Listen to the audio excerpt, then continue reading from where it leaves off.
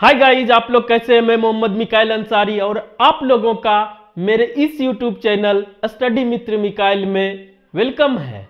दोस्तों, अभी हम लोग ग्रामर में पढ़ रहे हैं वॉइस, जिसमें 2 क्लासेज हम लोग लिए हैं जो कि बेसिक से रिलेटेड था कि कैसे हम लोग चेंज, क्या इसका इंपॉर्टेंस है, कैसे चेंज करेंगे स्टेप वाइज। उसके बाद दोस्तों हम लोगों ने टेंस के स्ट्रक्चर को कहिए कि धीरे धीरे हम लोग कैसे चेंज करेंगे वो हम लोग देखें, जिसमें प्रेजेंट के सभी टेंसेज को समझ गए कैसे चेंज करेंगे, पास्ट के भी टेंसेज को समझ गए। आज हम लोगों का जो टॉपिक होगा वो होगा फ्यूचर के टेंसेज को हम लोग कैसे पैसिव में चेंज करेंगे, और इसके साथ बहुत सारी बातें होगी दोस्तों। और ये आप जानते हैं कि वॉइस को आप टेंस के बाद ही पढ़ेंगे। तो दोस्तों अब शुरू करते हैं कि फ्यूचर के जो भी टेंसेज हैं और किसके किसके वॉइस होते हैं और किसके किसके चेंज यानी कि नहीं होते हैं पैसिव में, वो भी देखेंगे, उसके कंसेप्ट को भी समझेंगे। और हाँ दोस्तों, अगर इस चैनल पे नए हैं और इस वीडियो को पहली बार देख रहे हैं तो इस वीडियो को लाइक के साथ साथ इस चैनल को भी सब्सक्राइब जरूर कर दे। दोस्तों आइए शुरू करते हैं। तो अभी जो हमारा चल रहा है वॉइस, बहुत कुछ सीख चुके हैं दोस्तों वॉइस, जिसमें हम लोग आज देखेंगे कि हम लोग कैसे चेंज करेंगे। एक्टिव स्ट्रक्चर होता है, स्ट्रक्चर नहीं लिखते हैं दोस्तों, डायरेक्ट एक्टिव टू पैसिव, ये समझ जाएंगे। Passive of all for future tenses,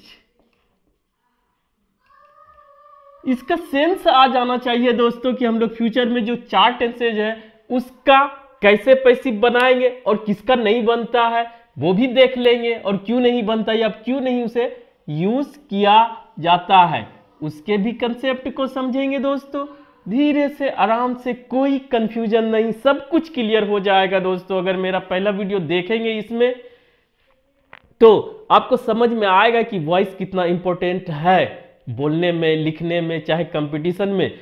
और अगर स्टेप वाइज पढ़ते हैं तो आपको कोई भी कंफ्यूजन नहीं बचेगा दोस्तों, ठीक है। आइए शुरू करते हैं।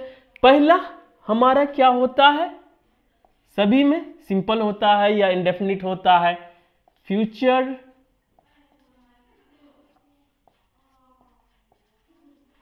इंडेफिनिट टेंस, ठीक है दोस्तों। इसका एक्टिव स्ट्रक्चर जो हम लोग टेंस में यूज करते हैं, जिसमें डूअर किसी एक्शन को परफॉर्म करता है, वो एक्टिव स्ट्रक्चर होता है। और पैसिव उसी का पॉसिबल है, एक्शन वर्ब का, उसमें भी ट्रांजिटिव एक्शन वर्ब हो जिसको अपना उस वर्ब का या उस एक्शन का रिसीवर हो, जिसे ऑब्जेक्ट बोलते हैं। इतना समझ गए। तो आइए कि अगर एक्शन वर्ब है, वो भी एक्शन वर्ब ट्रांजिटिव है, तो उसका कैसे चेंज करते हैं तो हम लोग देखेंगे दोस्तों। एक्टिव स्ट्रक्चर शॉर्ट में लिखते हैं दोस्तों।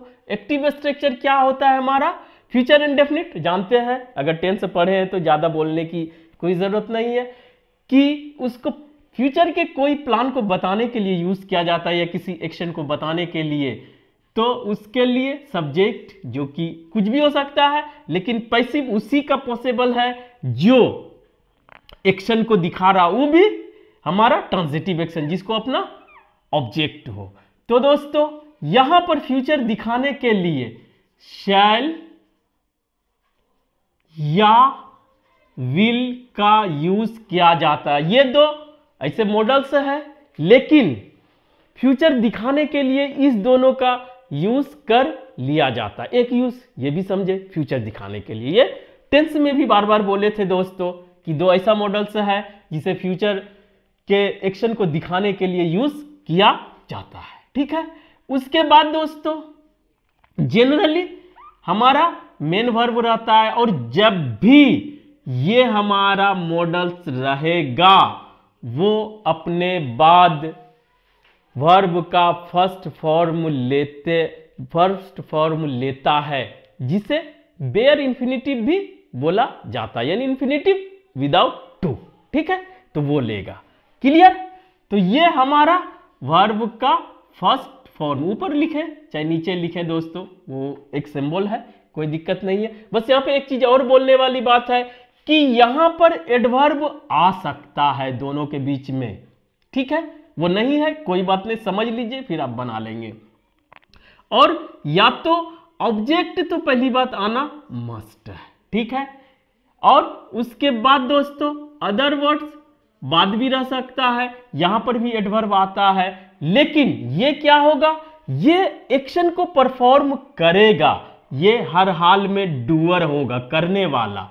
ठीक है, उसके बाद ये वर्ब होगा ट्रांजिटिव वर्ब, उसमें भी एक्शन ट्रांजिटिव वर्ब दोस्तों की एक्शन को दिखाएगा, और एक्शन को दिखाएगा ट्रांजिटिव वर्ब रहेगा, तो ऑब्जेक्ट का आना मस्ट है। अदर वर्ड्स रह भी सकता है, नहीं भी रह सकता है। जो बोले थे पहले वाला अच्छा से सुन लीजिए, देख लीजिए, उसके बाद दूसरे में आपको आसानी हो जाएगी। अगर सभी बात आपको यहां तक गौर से सुने हैं और स्किप नहीं किए हैं तो दोस्तों अब इसमें कोई कंफ्यूजन नहीं होना चाहिए। और इसका पैसिव स्ट्रक्चर दोस्तों क्या होगा, आप जानते हैं, स्टेप वाइज हम बता चुके हैं।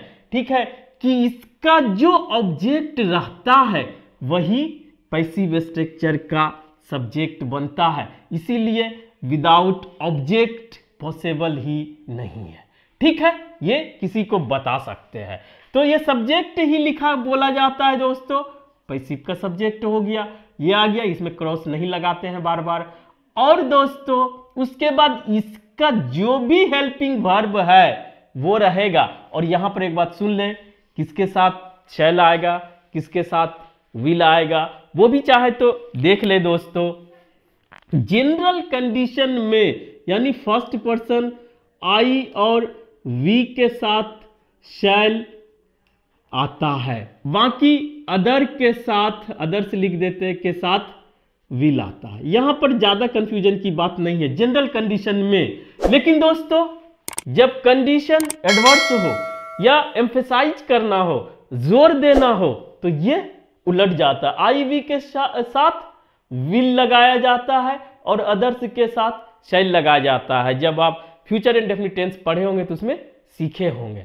और जनरल जो अब एक ट्रेंड हो गया मॉडर्न में या स्पोकन में कि सभी सब्जेक्ट के साथ विल का यूज कर लिया जाता है। ठीक, सब कंसेप्ट क्लियर? अब आइए, ये हो गया। अब उस टाइम इस सब्जेक्ट के अकॉर्डिंग शैल विल था, अब इस सब्जेक्ट के अकॉर्डिंग शैल या विल होगा। क्लियर? शैल या विल दोनों में से कोई एक ही रहेगा दोस्तों, इतना तो आप समझदार हो ही गए दोस्तों। अब इसका जो पैसिव है ये दोस्तों या तो कहिए फ्यूचर इंडेफिनिट टेंस का पैसिव, या कहिए जनरल कोई भी मॉडल हो उसका पैसिव एक ही सिंपल है, कोई कंफ्यूजन नहीं है।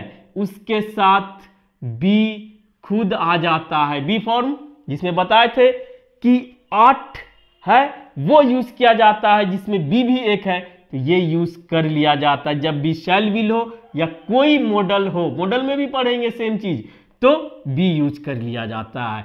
तीसरा जो हमारा होता है कि एक्टिव स्ट्रक्चर में जो भी फॉर्म रहे वर्ब का, लेकिन दोस्तों पैसिव में वर्ब का थर्ड फॉर्म ही आता है।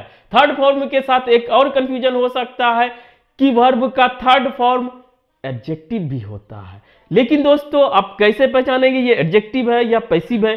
तो सिंपल सा है कि पैसिव स्ट्रक्चर सिर्फ और सिर्फ एक्शन वर्ब का ही होता है, वो भी ट्रांजिटिव एक्शन वर्ब। तो देखेंगे कि ये ट्रांजिटिव है या कुछ स्टेट बता रहा है, स्टेट बता रहा है तो वो एडजेक्टिव होगा। अगर कोई एक्शन बताया जा रहा है कि इस पे एक्शन हो रहा है, और एक चीज देखना चाहे तो देख ले कि एक्टिव स्ट्रक्चर सभी बातें बोल दिए दोस्तों, पुराना सभी बातें आप समझ लें।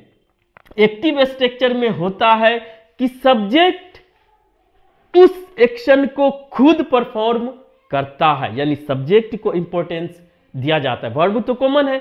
और पैसिव स्ट्रक्चर यानी कि दूसरा तरीका वो है कि एक सब्जेक्ट पे ही एक्शन परफॉर्म होता है।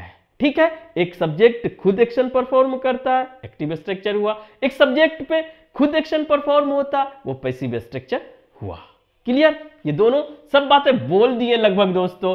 अब आइए कि ये वर्ब का थर्ड फॉर्म, इससे भी रिलेटेड बातें बता दिए। कभी ऊपर कभी नीचे हो जाए तो दोस्तों ये घबराने की बात नहीं है। शैल विल भी, इतना तक में हमारा स्ट्रक्चर कंप्लीट हो जाता है। क्योंकि अब अदर वर्ड्स अगर है तो डाल दे, नहीं तो कोई बात नहीं है। और अदर वर्ड्स कभी कभी ऑब्जेक्ट के बाद डाला जाता है। तो ऑब्जेक्ट का क्या कंसेप्ट है? पहली बात कि जो पैसिव बनाते हैं तो उसमें ऑब्जेक्ट के ही इंपॉर्टेंस को कम करने या नहीं दिखाने या छिपाने के लिए किया जाता है। अगर बहुत जरूरी हो तो लास्ट में दिया जाता है, अदरवाइज नहीं भी दिया जाता है। लेकिन अदर वर्ड्स एज इट जैसा था वैसा आएगा। अगर इसके बीच में भी कोई एडवर्ब है तो भी यहां पे आएगा। ठीक है दोस्तों।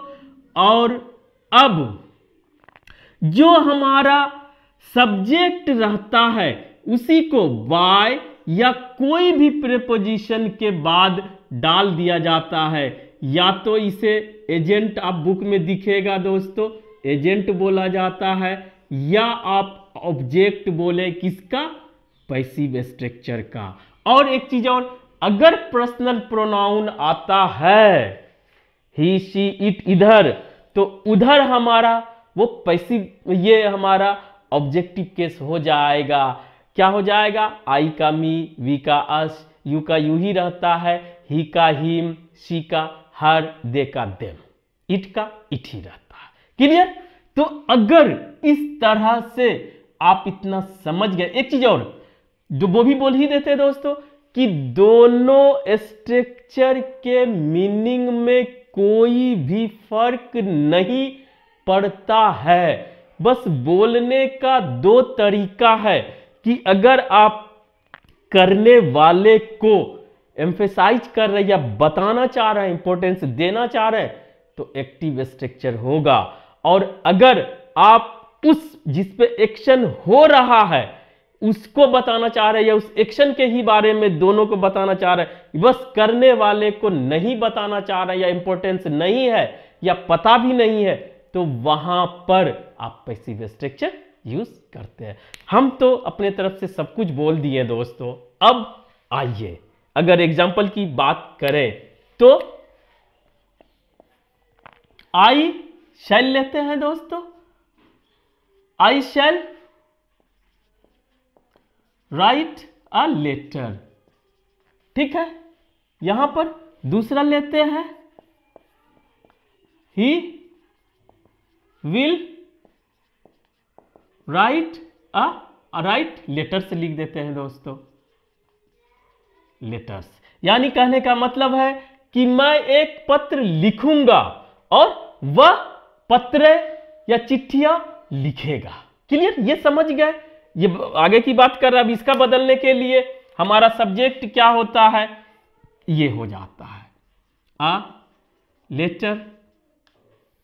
यहां पर लेटर्स हो जाएगा दोस्तों। अब इसके अकॉर्डिंग हम लोग वर्ब देंगे, हेल्पिंग वर्ब जो था इसी से लेंगे दोनों में से। तो यहां पर आई वी के साथ शैल होता है, वहां की के साथ विल होता है, तो दोनों के साथ विल ही हो जाएगा दोस्तों।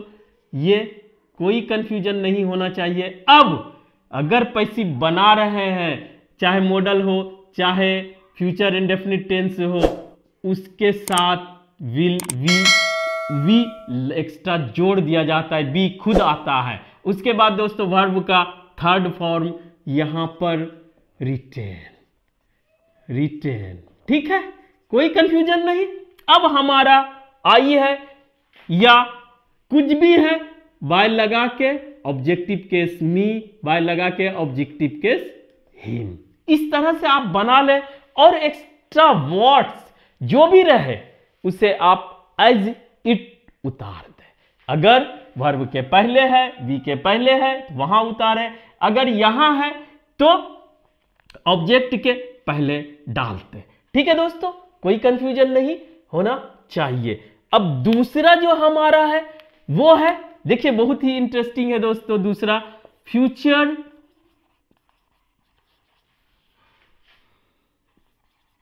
Continuous tense. इसमें क्या होता है कि हमारा एक्टिव स्ट्रक्चर होता है दोस्तों सब्जेक्ट प्लस, सब में विल लिया जाता है, विल ही ले लेते हैं, लिखना आसान होगा, बोल ही दिए दोस्तों। सब्जेक्ट प्लस दोनों लेते हैं, शैल, विल प्लस बी पहले से रहता है दोस्तों। उसके बाद वर्ब 1 प्लस आईएनजी या इसे V4 बोलते हैं, फिर आगे जो भी रहे। तो इसमें अगर आप चेंज करते हैं तो यहां पर क्या हो जाता है दोस्तों कि सब्जेक्ट जो ऑब्जेक्ट होगा वो सब्जेक्ट बन जाता है पैसिव का, प्लस शैल या विल हमारा आ जाता है, और ये बी पे भी है तो भी आ जाएगा क्योंकि इसको हटा नहीं सकते हैं। उसके बाद दोस्तों जब कंटिन्यूअस एक्शन दिखाते हैं तो उसके लिए बीइंग आ जाएगा, तब ये वर्ब का V3 बनेगा। क्लियर? तो अब यहां पर इतना जो आ रहा है, तो जो पहले के ग्रामर में था ये यूज होता था, लेकिन आज मॉडर्न के ग्रामर में इसे यूज नहीं किया जाता, इसे आउटडेटेड मान लिया जाता है, जिसे अभी हम लोग बोलते हैं कि फ्यूचर कंटिन्यूअस टेंस का पैसिव नहीं होता है। लेकिन दोस्तों हो सकता है और होता था, अब इसे आउटडेटेड मान के इसे यूज नहीं किया जाता है, बस इतना सा फर्क है। हो गया? अगर इस कंसेप्ट को समझ गए और ऊपर से आप देखे हैं दोस्तों, तो अब आइए हम लोग तीसरा करते हैं जिसका होता है। ठीक है, थोड़ा सा और दोस्तों 2-4 मिनट अगर पहले सुने हैं तब तो आपको कोई कंफ्यूजन नहीं होगा। अब आइए इसको भी जल्दी से, future perfect tense. Future perfect tense से हम लोग शो करते हैं कि कोई काम मैं उस वक्त तक कर चुकूंगा या कर चुका होऊंगा, फ्यूचर में कल तक मैं ये कर चुकूंगा, यानी फिनिश कर चुकूंगा, इसकी बात करता है। तो उसमें स्ट्रक्चर क्या होता है दोस्तों? एक्टिव स्ट्रक्चर होता है सब्जेक्ट प्लस, लिख लेते हैं दोस्तों दोनों, शैल, विल, और इसके साथ परफेक्ट के लिए हैव, और यहां पर दोस्तों हैज नहीं होगा कि ये दोनों वर्ब का फर्स्ट फॉर्म लेता है, इसीलिए हैज के बारे में या हैड के बारे में कभी सोचना ही नहीं है। ठीक है, प्लस हैव क्या लेता है ये भी बार बार बोले कि V3 लेता है परफेक्ट बताने के लिए। ये फ्यूचर बताएगा, ये परफेक्ट बताएगा, दोनों मिलके, और ऑब्जेक्ट अदर वर्ड्स भी ले ही लेते हैं। ठीक है, इतना अगर स्ट्रक्चर हुआ तो हमारा दोस्तों पैसिव स्ट्रक्चर इसका होता है।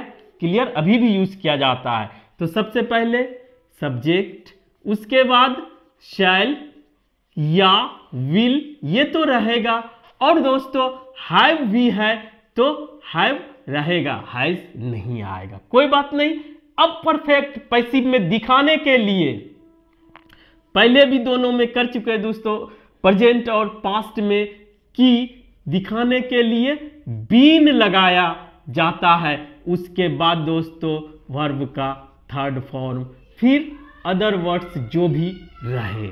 इस तरह से यहां पर जो हमारा हुआ, ये दोनों के बीच बीन को घुसा दिया जाता है तीनों में। प्रेजेंट में प्रेजेंट परफेक्ट, पास्ट परफेक्ट और फ्यूचर परफेक्ट में। ऐसे भी आप याद रख सकते हैं। जैसे दोस्तों example, I shall have written a letter. ठीक है दोस्तों, अब दूसरा एग्जाम्पल, तीसरा एग्जाम्पल आप लेके बनाए। I shall have written a letter, मैं एक पत्र लिख चुकू हूंगा। ठीक है, उसका अगर बनाना है तो अ लेटर, शैल के जगह विल आ जाएगा दोस्तों। यहां पर will have been written, other words नहीं है, कोई बात नहीं है, बाय मी, मेरे द्वारा एक पत्र लिखा जा चुका होगा। क्लियर? अगर ये कंसेप्ट क्लियर हो गया तो थोड़ा सा आगे भी देख लेते हैं। ठीक है दोस्तों, जिसको बोला जाता है प्रेजेंट परफेक्ट कंटिन्यूअस टेंस का पैसिव नहीं होता है, उसको भी थोड़ा सा रिवाइज कर ही ले। इसमें क्या जाता है दोस्तों, फोर में हमारा है present future perfect continuous tense. ठीक है दोस्तों, इसका एक्टिव स्ट्रक्चर, पहले एक्टिव स्ट्रक्चर क्या होता है ये भी आप रिवीजन कर ले। सब्जेक्ट प्लस शैल या विल। ठीक है, उसके बाद दोस्तों हैव ही रहेगा और बीन पहले से आ जाता है, लेकिन बीन के बाद दोस्तों V3 ना रह के हमारा V4, जिसे V1 प्लस ING रहता है। उसके बाद जो भी हो, ऑब्जेक्ट हो, अदर वर्ड्स हो या टाइम वर्ड भी दिया जाता है इसमें। ठीक है, तो इसका पैसिव क्या होगा, अगर इतना दोस्तों हम बके समझ लिए तब इसको आसानी से कर लेंगे। सब्जेक्ट पैसिव का होगा, उसके बाद इसके अकॉर्डिंग शैल या विल आएगा, उसके बाद दोस्तों हैव हमारा और बीन भी रहेगा।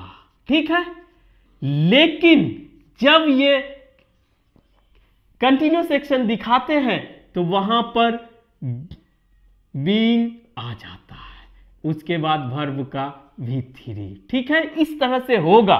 लेकिन दोस्तों यही जो पहले रिपीट किए कि मॉडर्न इंग्लिश में अब इसे यूज नहीं किया जाता है और हम लोग क्या बोलते हैं कि perfect future perfect continuous tense का पैसिव नहीं होता है। क्लियर? तो इस तरह से दोस्तों हम लोग टेंसेज में 8 का ही पैसिव बनाते हैं या अभी यूज करते हैं। प्रेजेंट में तीनों, present indefinite tense, present continuous tense और प्रेजेंट परफेक्ट टेंस। ठीक है, और पास्ट में भी यही। तो होता किसका नहीं है? प्रेजेंट परफेक्ट कंटिन्यूअस टेंस का नहीं होता है, पास्ट परफेक्ट कंटिन्यूअस टेंस का नहीं होता है, और फ्यूचर में दोनों का नहीं होता है, फ्यूचर कंटिन्यूअस टेंस का, फ्यूचर परफेक्ट कंटिन्यूअस टेंस का। इस तरह से 8 हम लोग पढ़ते हैं। और मेरा रिक्वेस्ट है आपसे कि दोस्तों इससे आप चार्ट बना के टेंस का स्ट्रक्चर, फिर वॉइस का स्ट्रक्चर लिख ले और कभी कभी देखते रहे डेली बेसिस पे, और क्वेश्चन बैंक से क्वेश्चन को प्रैक्टिस करते रहे, तो आपको ये कभी भी कंफ्यूजन नहीं क्रिएट करेगा और आपका ये श्योर शॉट लगेगा कोई भी एग्जाम में। ठीक है दोस्तों, चाहे आपको चेंज करने आए, ऑब्जेक्टिव में आए। अब ये इसके बाद हम लोग मॉडल्स का पढ़ेंगे पैसिव। तो दोस्तों आज बस इतना ही। अगर ये वीडियो आपको अच्छा लगा और आप इसे कुछ सीखे हो, प्लीज इसे लाइक करें, सब्सक्राइब करें, अपने दोस्तों, रिलेटिव्स या जो भी नीडी हो उसे शेयर जरूर करें दोस्तों। Thank you for watching, have a nice day.